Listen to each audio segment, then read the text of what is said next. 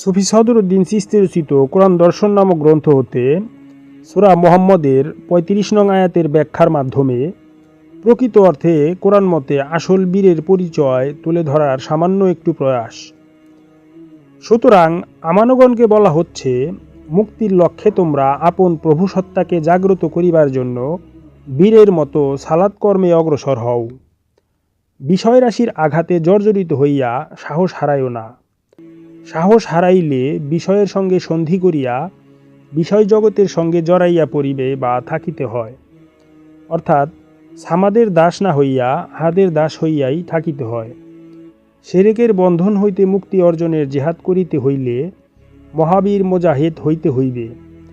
বিষয় বন্ধনের সঙ্গে সন্ধি করিয়া চলিলে মোজাহেদ হওয়া যাইবে না। তোমরা যাহারা বীরে মোজাহেদ আমানু তাহারাই কেবল উপরে অবস্থানকারী, অর্থাৎ বিষয়মোহের ঊর্ধ্বে অবস্থানকারী তথা সালাতি।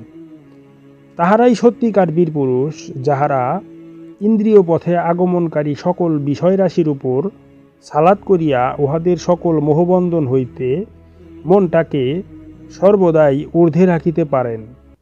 অসালাতিগণ প্রকৃতি জগতের সঙ্গে জড়াইয়া ইহাতে নিমজ্জিত হইয়া আছে, মুক্তি লাভের প্রচেষ্টায় জাগিয়া ওঠে না। সুতরাং তাহারা সালাত কর্মে আত্মনিয়োগ করে না। আল্লাহ তাআলা আমানগণের সঙ্গে তাহাদের সাহায্যকারী রূপে আছেন, যিনি তাহাদের ইহজীবনের কর্মফল ব্যর্থ করেন না, অর্থাৎ এই জীবনে মুক্তি অর্জন করিতে না পারিলেও পরবর্তী জীবনে তাহার অর্জিত অবস্থার পরবর্তী উন্নত স্তর হইতে জীবনযাত্রা আরম্ভ করিবার সুযোগ তাহাকে দান করেন।